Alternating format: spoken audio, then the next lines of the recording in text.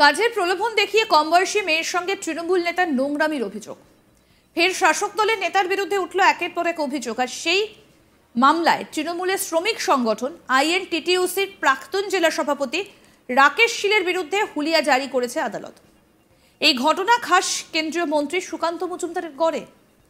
শুক্রবার দুপুরে আদালতে সেই নোটিশ শহরের ৯ নম্বর ওয়ার্ডের নেপালিপাড়া এলাকায় রাকেশ শীলের বাড়িতে লাগায় বালুরঘাট থানার পুলিশ। শুধু বাড়িতে নয়, বালুরঘাট বাস স্ট্যান্ড চত্বরে সেই নোটিশ লাগায় পুলিশ। এই ঘটনায় চাঞ্চল্য ছড়িয়েছে। একই সঙ্গে সেই নেতার বিরুদ্ধে সোচ্চার হয়েছে এলাকার মানুষ। প্রসঙ্গত বলি, কয়েক মাস আগে এই তৃণমূল নেতার বিরুদ্ধে পক্সো মামলাও দায়ের হয়। তারপর থেকেই এলাকা ছাড়া রাকেশ শীল। তাকে পুলিশ ধরতে পারেনি, কিন্তু আদৌ কি ধরতে পারেনি? এই নিয়ে বিরোধীরা নানা অভিযোগ তুলেছে। অবশেষে আদালতের তরফে হুলিয়া জারি করা হয়। সেই আদালতের নোটিশ এদিন লাগানো হলো। এদিকে এ নিয়ে জেলা তৃণমূল সহসভাপতি সুভাষ চাকির দাবি, আইনের পথেই চলবে। শোনাবো কি বলছেন তৃণমূল নেতা সুভাষ চাকি, শুনুন। দেখুন, আইনের লোক হিসেবে বলছি, যেটা আইন অনুযায়ী আছে সে ব্যবস্থাটা আইন গ্রহণ করেছেন, আদালত গ্রহণ করেছেন। এই সম্পর্কে আমাদের কিছু বলার নেই। আর রাকেশ শীল তৃণমূল কংগ্রেসের নেতা ছিল কিনা জানি না, সে ব্যাপারে আপনারা যে প্রশ্নটা করছেন সেটা আমাদের ঊর্ধ্বতন কর্তৃপক্ষের কাছে, আমাদের দলীয় যেটা কর্তৃপক্ষ আছে তাদের কাছে জিজ্ঞাসা করবেন। হ্যাঁ, বর্তমানে উনি কোনো সদস্য নয়, কোনো জায়গায় কোথাও কোনো নেই, কোনো সংগঠনের কোথাও জায়গা নেই। আইনের পথে চলবে। কেউ যদি অপরাধ করে থাকে তার বিরুদ্ধে আইন হবে, আইনত ব্যবস্থা হবে। পাল্টা বিজেপি জেলা সাধারণ সম্পাদক বাপি সরকার এই নিয়ে মন্তব্য করেছেন। একজন ঢুকবে, একজন বেরোবে বলে তিনি জানান। শোনাবো কি বলছেন বিজেপি নেতা বাপি সরকার। আরজিকর কাণ্ডর পর তৃণমূল কংগ্রেস ড্যামেজ কন্ট্রোলের নামে এগুলো করছে, লোক দেখানো। রাকেশ শীলকে হুলিয়া, রাকেশ শীল কোথায় যাচ্ছে তৃণমূলের সব নেতা জানে, পুলিশ প্রশাসন জানে। এটা লোক দেখানোর জন্য আজকে আরজিকর নিয়ে মানুষের মধ্যে যে একটা প্রতিবাদের ভাষা গড়ে উঠেছে, তার জন্য আমরা মনে করছি ড্যামেজ কন্ট্রোল করার চেষ্টা করছে। এইসব করে কিছু ড্যামেজ কন্ট্রোল হবে না। রাকেশ শীলকে অ্যারেস্ট করতে গেলে আর তৃণমূল ভালো করে জানে এবং পুলিশ প্রশাসন কোথায় আছে তা জানে, তার জন্য হুলিয়া জারি করার কিছু প্রয়োজন বলে আমাদের মনে হচ্ছে না। পুলিশ তো লাগাতার দেখুন, আজকে এই মোস্তানকে বের করে তারা দায়িত্ব দিয়ে স্বাভাবিকভাবে মানুষ বুঝে গিয়েছে তৃণমূলের এইসব এক নেতাকে, এক মোস্তানকে নিয়ে এসে এখন নেতা বানাচ্ছে, আর এক মোস্তানকে তারা জেলে ঢোকার চেষ্টা করতেছে। আবার দুদিন পরে রাকেশ শীলকে বের করে নিয়ে আসবে, আবার এদেরকে জেলে ঢোকাবে, এটাই তো স্বাভাবিক। এই নেতার বিরুদ্ধে একে একে অনেক অভিযোগই ধীরে ধীরে সামনে আসছে। আর শাসক দল রীতিমতো অস্বস্তিতে পড়েছে। কেন বারবার শাসক ঘনিষ্ঠ নেতারা এই ধরনের কাজে যুক্ত থাকছেন তা নিয়ে বহু প্রশ্ন উঠছে শাসক শিবিরের অন্দরেই। আর যার ফলে বালুরঘাট অর্থাৎ সুকান্ত মজুমদারের গড়ে অনেকটাই ব্যাকফুটে শাসক শিবির। আমাদের প্রতিনিধি মৃদুল হোর কি প্রতিবেদন তুলে ধরেছেন, শুনবো এবার। দক্ষিণ দিনাজপুরের তৃণমূলের দাপুটে নেতা, আইএনটিটিসি সভাপতি ছিল, তার বিরুদ্ধে অভিযোগ আইনে ওঠে। যদিও তারপরে তৃণমূলের তরফ থেকে সেই তৃণমূল নেতা রাকেশ শীলকে সরিয়ে দেওয়া হয়েছে। দীর্ঘদিন ধরে তাকে খুঁজে পাওয়া যাচ্ছে না।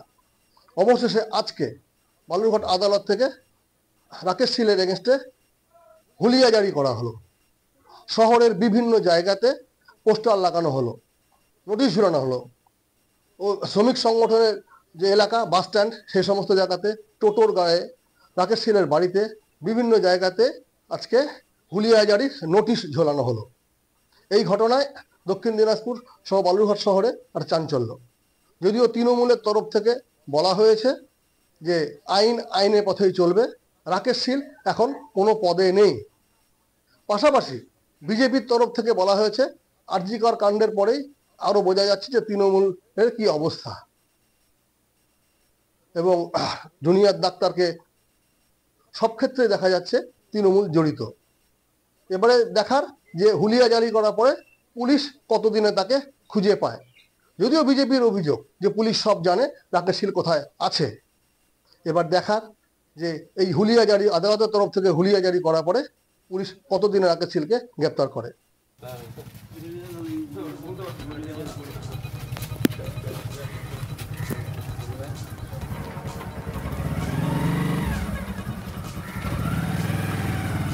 জনবহুল এলাকা কাছের বাস স্ট্যান্ড, তার আগে তার দুটো নেই। একটা বাস স্ট্যান্ড, বাস স্ট্যান্ডে গেলে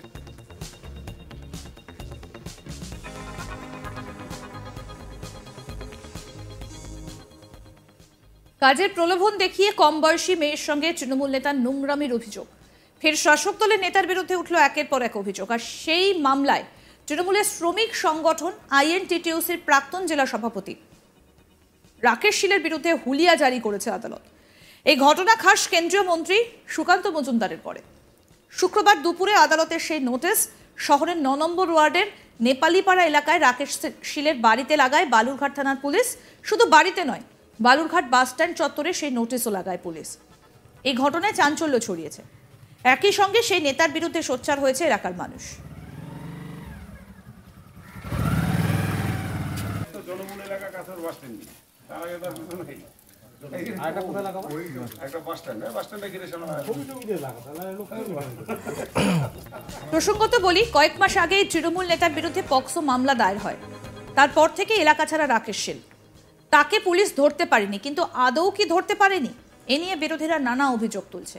অবশেষে আদালতের তরফে হুলিয়া জারি করা হয়। সেই আদালতের নোটিশ এদিন লাগানো হলো। এ নিয়ে জেলা তৃণমূল সহসভাপতি সুভাষ চাকির দাবি, আইনের পথে চলবে। কি বলছেন তৃণমূল নেতা সুভাষ চাকি, শুনবো। দেখুন, আইনের লোক হিসেবে বলছি, যেটা আইন অনুযায়ী আছে সে ব্যবস্থাটা আইন গ্রহণ করেছেন, আদালত গ্রহণ করেছেন। এই সম্পর্কে আমাদের কিছু বলার নেই। আর রাকেশ শীল তৃণমূল কংগ্রেসের নেতা ছিল কিনা জানি না, সে ব্যাপারে আপনারা যে প্রশ্নটা করছেন সেটা আমাদের ঊর্ধ্বতন কর্তৃপক্ষের কাছে, আমাদের দলীয় যেটা কর্তৃপক্ষ আছে তাদের কাছে জিজ্ঞাসা করবেন। হ্যাঁ, বর্তমানে উনি কোনো সদস্য নয়, কোনো জায়গায় কোথাও কোনো নেই, কোনো সংগঠনের কোথাও জায়গা নেই। আইনের পথে চলবে। কেউ যদি অপরাধ করে থাকে তার বিরুদ্ধে আইনত ব্যবস্থা হবে। পাল্টা বিজেপির জেলা সাধারণ সম্পাদক বাপি সরকার এ নিয়ে মন্তব্য করেছেন। একজন ঢুকবে, একজন বেরোবে বলে তিনি জানান। শোনাই কি বলছেন বিজেপি নেতা বাপি সরকার। আরজিকর কাণ্ডর পর তৃণমূল কংগ্রেস ড্যামেজ কন্ট্রোলের নামে এগুলো করছে, লোক দেখানো। রাকেশ শীলকে রাকেশ শীল কোথায় যাচ্ছে তৃণমূলের সব নেতা জানে, পুলিশ প্রশাসন জানে। এটা লোক দেখানোর জন্য আজকে আরজিকর নিয়ে মানুষের মধ্যে যে একটা প্রতিবাদের ভাষা গড়ে উঠেছে, তার জন্য আমরা মনে করছি ড্যামেজ কন্ট্রোল করার চেষ্টা করছে। এইসব করে কিছু ড্যামেজ কন্ট্রোল হবে না। রাকেশ শীলকে অ্যারেস্ট করতে গেলে আর তৃণমূল ভালো করে জানে এবং পুলিশ প্রশাসন কোথায় আছে তা জানে, তার জন্য হুলিয়া জারি করার কিছু প্রয়োজন বলেও আমাদের মনে হচ্ছে না। পুলিশ তো লাগাতার দেখুন, আজকে এই মোস্তানকে বের করে তারা দায়িত্ব দিয়ে স্বাভাবিকভাবে মানুষ বুঝে গিয়েছে তৃণমূলের এইসব এক নেতাকে, এক মোস্তানকে নিয়ে এসে এখন নেতা বানাচ্ছে, আর এক মোস্তানকে তারা জেলে ঢোকার চেষ্টা করতেছে। আবার দুদিন পরে রাকেশ শীলকে বের করে নিয়ে আসবে, আবার এদেরকে জেলে ঢোকাবে। এটাই তো স্বাভাবিক।